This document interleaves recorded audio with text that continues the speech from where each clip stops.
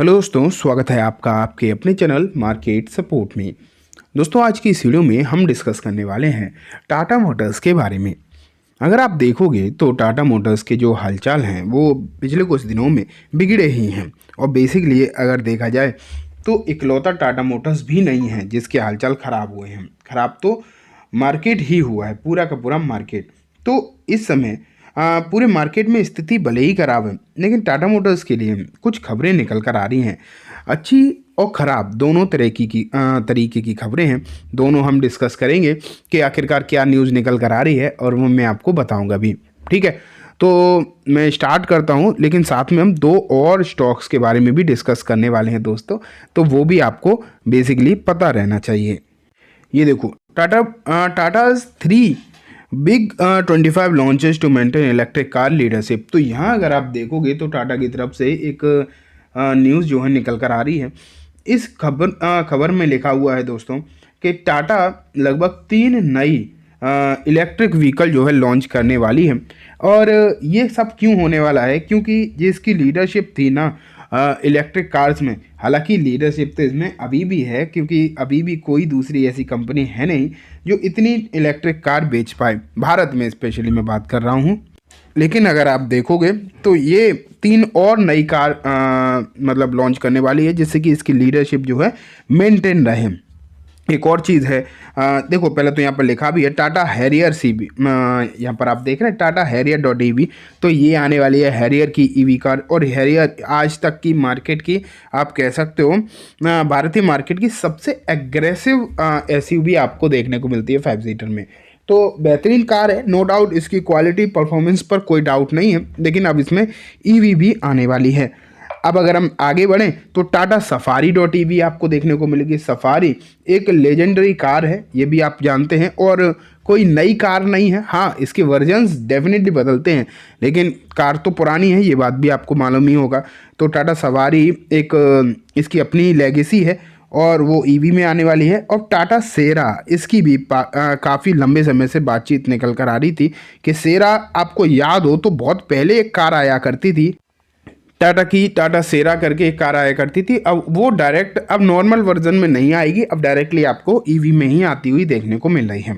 ठीक है, तो ये आपको पता रहना चाहिए। तो ये 3 कार टाटा लॉन्च करने वाली है, और ये खबर जो है आज निकल कर आई है।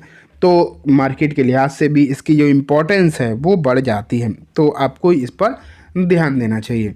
लेकिन एक खबर है जो मैंने सुबह वाली वीडियो में डिस्कस किया था, वो भी आपको बताना बहुत ज़्यादा इम्पोर्टेंट है। एंड वो खबर है ये, आप यहाँ पर देखो, Trump says auto tariff to come around April 2।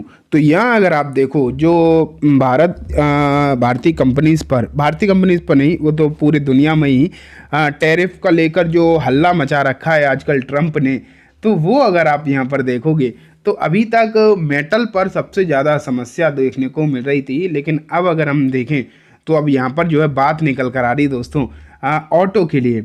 और 2 अप्रैल से ये ऑटो सेक्टर के लिए बेसिकली ये एक अच्छी खबर तो डेफिनेटली नहीं है कहीं से कहीं तक। तो अब ये बात क्लियर निकल कर आ चुकी है, ट्रम्प ने कह भी दिया है कि 2 अप्रैल से ये जो आप देख पा रहे हैं टैरिफ, वो इम्पोज होते हुए दिखाई देंगे। एंड मैंने आपको इसीलिए शुरुआत में बोला था कि एक अच्छी खबर और एक ख़राब खबर आपको देखने को मिलेगी, और ये न्यूज़ कहीं से कहीं तक अच्छी नहीं है। अब आप सोच रहे होंगे कि यहाँ तो बात सीधे सीधे ऑटो की हो रही है, तो ऑटो के लिए तो इसमें टाटा मोटर्स का डायरेक्टली क्या रोल हो जाएगा, ये भी आपको समझना चाहिए। तो मैं आपको बताऊँ, आज के समय पर अगर आप भारतीय मार्केट में देखोगे ना, तो भारतीय मार्केट में कोई ऐसी कंपनी है जो बेहतरीन एक्सपोर्ट करती है ऑटो सेक्टर में, तो वो टाटा ही है, टाटा मोटर्स ही है। क्योंकि इसकी जो JLR है ना, जैगुआर लैंड रोवर, तो ये जो कार हैं, इनको सबसे ज़्यादा विदेशी मार्केट में एक्सपोर्ट किया जाता है। भारत में तो ये नहीं ज़्यादा बिकती हैं, ये अमेरिका में इसका जो है सेल्स बहुत अच्छी खासी होती है।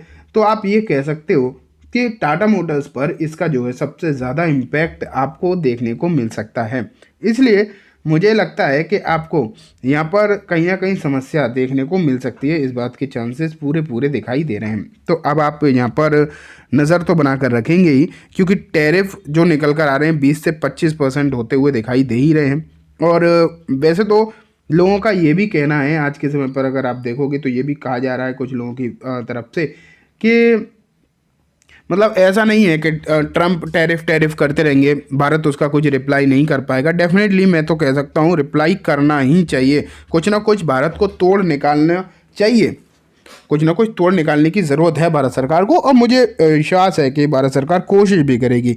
लेकिन बात यह आ जाती है कि जब इस तरीके की खबरें आती हैं तो जो बाकी के प्रिकॉशन हैं, जो काउंटर स्टेप हैं, वो तो सरकार जब लेगी तब लेगी ही, लेकिन इसका इम्पैक्ट जो है तुरंत पड़ता है। इस तरीके का इम्पैक्ट अगर आप देखोगे तो वो तुरंत ही पड़ता हुआ आपको देखने को मिलता है। इसलिए आप ये मान के चलो मेरे ख्याल से कि आपको यहाँ पर कहीं ना कहीं समस्या देखने को मिल सकती है, और ये बात आप मानो कि कहीं ना कहीं दिक्कत भी हो सकती है। तो अब आपको यहाँ पर नज़र रखनी पड़ेगी टाटा मोटर्स पर। इसकी जो आपको पता होगा डीमर्जर की भी खबरें चल रही हैं, तो वो तो अभी समय लगेगा, उसमें तो अभी समय लगने वाला है, कब होगा कब नहीं होगा। कुछ खबरें निकल कर आई भी थी, लेकिन ये जो खबर निकल कर आई है ये थोड़ी सी टेंशन भरी ज़रूर देखने को मिल रही है। ठीक है, अब मैं जो है आपको आगे लेकर चलता हूँ नेक्स्ट शेयर के ऊपर। तो आप यहाँ पर देखो, मैंने आपके सामने एक रिपोर्ट रखी है एंड यहाँ पर आपको दिखाई दे रहा है मतलब एक कंपनी का नाम, जिसका नाम है गुजरात टूल रूम। एंड अगर यहाँ पर देखा जाए तो देखने को मिल रहा है कि इसमें जो रेशियो आपको देखने को मिल रहा है वो लिखा है हर 5 नए शेयर पर मिलेंगे, मतलब सॉरी हर एक पर मिलेगा 5 नए शेयर। तो 1:5 का आपको यहाँ पर जो है बोनस देखने को मिल रहा है फिलहाल। और इम्पोर्टेंट बात यह है कि इसकी रिकॉर्ड डेट 18 फरवरी जो है, इसकी आपको रिकॉर्ड डेट भी देखने को मिल रही है।